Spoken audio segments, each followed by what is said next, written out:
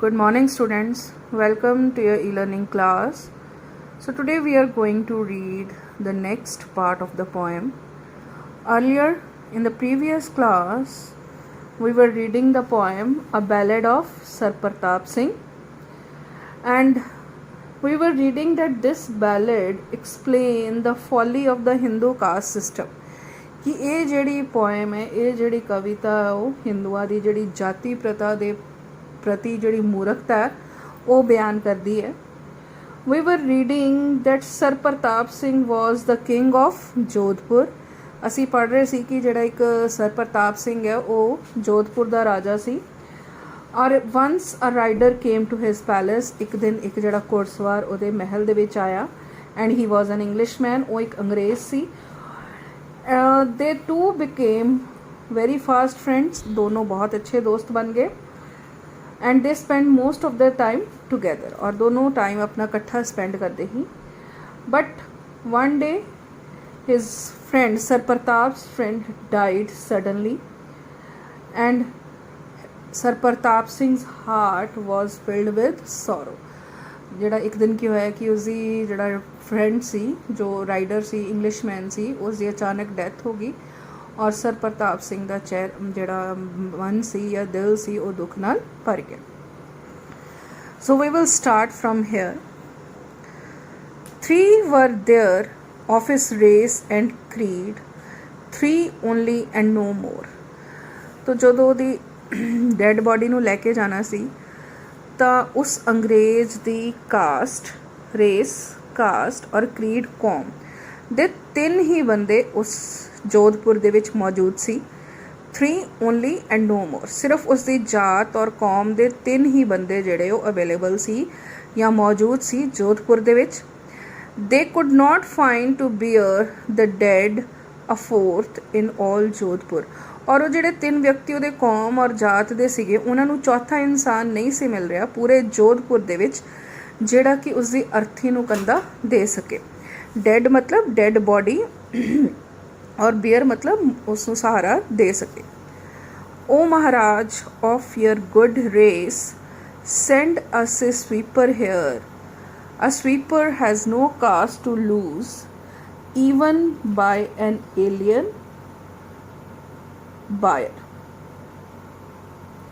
तो की होया कि ਜਿਹੜੇ ਉਹਦੇ ਕੌਮ ਦੇ ਜਿਹੜੇ 3 ਲੋਕ ਸੀ ਉਹ ਉਸਦੇ ਕੋਲ ਰਾਜੇ ਦੇ ਕੋਲ ਗਏ. ਮਹਾਰਾਜ ਉਹਨਾਂ ਨੇ ਕਿਹਾ ਕਿ ਉਹ ਮਹਾਰਾਜ ਤੁਹਾਡੀ ਕਿਰਪਾ ਹੋਏਗੀ. ਯਰ ਗੁੱਡ ਰੇਸ ਇੱਥੇ ਗ੍ਰੇਸ ਵਰਡ ਆਣਾ ਹੈ ਰੇਸ ਨਹੀਂ ਆਣਾ.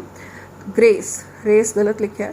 ਤਾਂ ਤੁਹਾਡੀ ਕਿਰਪਾ ਹੋਏਗੀ ਕਿ ਤੁਸੀਂ ਸਾਨੂੰ ਇੱਕ ਸਵੀਪਰ ਹੀ ਭੇਜ ਦਿਓ. ਸਵੀਪਰ ਮਤਲਬ ਮਿਹਤਰ ਭੇਜ ਦਿਓ ਜਿਹੜੇ ਜ਼ਮੀਨ ਸਾਫ਼ ਕਰਨ ਵਾਲੇ ਫਲੋਰ ਸਾਫ਼ ਕਰਨ ਵਾਲੇ.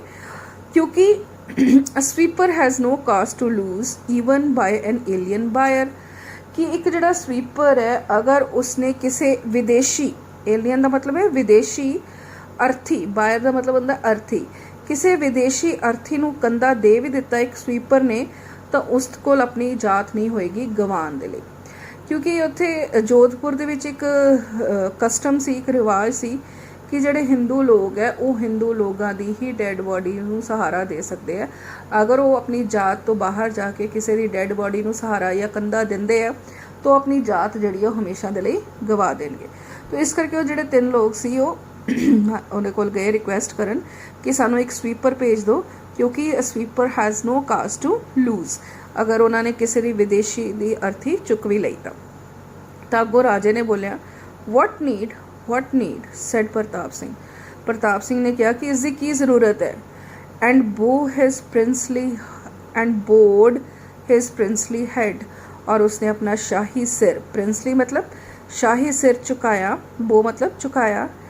I have no caste for I myself am bearing forth the dead. राजे ने को किया कि मेरी भी कोई जात नहीं है. मैं किसी भी जात तो परे हाँ और मैं खुद ਜਿਹੜਾ ਉਸਦੀ ਡੈਡ ਬੋਡੀ ਨੂੰ ਸਹਾਰਾ ਦੇਵਾਂਗਾ. I am bearing the forth the dead. ਔਰ ਮੈਂ ਉਸ ਜਿਹੜਾ ਖੁਦ ਅੱਗੇ ਵੱਧ ਕੇ ਉਸਦੀ ਡੈਡ ਬੋਡੀ ਨੂੰ ਸਹਾਰਾ ਦੇਵਾਂਗਾ.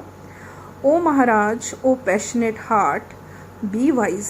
ਤਾਂ ਅੱਗੋਂ ਉਹਦੇ ਜਿਹੜੇ ਉਹਦੇ ਫਰੈਂਡ ਸੀ ਜਾਂ ਉਹਦੇ ਦੇਸ਼ ਦੇ ਲੋਕ ਸੀ ਉਹਨਾਂ ਨੇ ਕਿਹਾ कि ਉਹ हे ਮਹਾਰਾਜ ਉਹ ਪੈਸ਼ਨੇਟ ਹਾਰਟ ਕਿ ਤੁਹਾਡਾ ਜਿਹੜਾ ਦਿਲ ਹੈ ਜਾਂ ਮਨ ਹੈ ਉਹ ਦਇਆ ਦੇ ਨਾਲ ਭਰਿਆ ਹੋਇਆ ਹੈ, ਤੁਸੀਂ ਦਇਆਲੂ ਹੋ, ਬਟ ਬੀ ਵਾਈਜ਼, ਸਮਝ ਤੋਂ ਕੰਮ ਲਓ, ਸਮਝਦਾਰ ਬਣੋ, ਬੀ ਥਿੰਕ ਯੂ ਯੈਟ, ਹਜੇ ਵੀ, ਯੈਟ ਮਤਲਬ ਹਜੇ ਵੀ ਦੁਬਾਰਾ ਸੋਚ ਲਓ, that which you lose today is lost till the last sun shall set, ਕਿਉਂਕਿ ਕਹਿੰਦੇ ਕਿ ਜੋ ਤੁਸੀਂ ਜੇ ਅੱਜ ਤੁਸੀਂ ਗਵਾ ਦਿੱਤਾ ਤਾਂ ਰਹਿੰਦੀ ਦੁਨੀਆ ਤੱਕ, ਜਿੰਨੀ ਦੇਰ ਤੱਕ ਕਿ ਆਖਿਰਲਾ ਸੂਰਜ ਨਿਕਲੇਗਾ, ਰਹਿੰਦੀ ਦੁਨੀਆ ਤੱਕ ਤੁਸੀਂ ਆਪਣੀ ਜਾਤ ਨੂੰ ਹਮੇਸ਼ਾ ਦੇ ਲਈ ਗਵਾ ਦੇਵੋਗੇ। ਕਿ ਅਗਰ ਤੁਸੀਂ ਉਸਦੀ ਡੈਡ ਬੋਡੀ ਨੂੰ ਸਹਾਰਾ ਦਿੱਤਾ ਤਾਂ ਜੋ ਤੁਸੀਂ ਅੱਜ ਚੀਜ਼ ਗਵਾ ਦੋਗੇ ਉਹ ਰਹਿੰਦੀ ਦੁਨੀਆ ਤੱਕ ਹਮੇਸ਼ਾ ਦੇ ਲਈ ਗਵਾ ਦੋਗੇ। God only knows, said Pratap Singh, that which I lose today, ਤਾਂ ਅੱਗੋਂ ਪ੍ਰਤਾਪ ਸਿੰਘ ਨੇ ਕਿਹਾ ਕਿ ਸਿਰਫ ਪਰਮਾਤਮਾ ਨੂੰ ਪਤਾ ਹੈ ਕਿ ਮੈਂ ਅੱਜ ਕੀ ਗਵਾ ਦਿੱਤਾ ਹੈ, ਯਾਨੀ ਕਿ ਆਪਣੇ ਦੋਸਤ ਨੂੰ ਗਵਾ ਦਿੱਤਾ। And without me no hand of man shall bear my friend away, ਔਰ ਕਹਿੰਦਾ ਮੇਰੇ ਤੋਂ ਇਲਾਵਾ ਮੇਰੇ ਦੋਸਤ ਨੂੰ ਹੋਰ ਕੋਈ ਸਹਾਰਾ ਨਹੀਂ ਦੇਗਾ। ਉਹ ਚੌਥਾ ਇਨਸਾਨ ਮੈਂ ਹੀ ਬਣੂੰਗਾ ਜੋ ਆਪਣੇ ਫਰੈਂਡ ਦੀ ਡੈਡ ਬੋਡੀ ਨੂੰ ਮੋਢਿਆਂ ਤੇ ਚੁੱਕ ਕੇ ਲੈ ਕੇ ਜਾਊਂਗਾ। Stately and slow and shoulder high in the sight of all Jodhpur, the dead went down by the rose-red steps upheld by bearers four।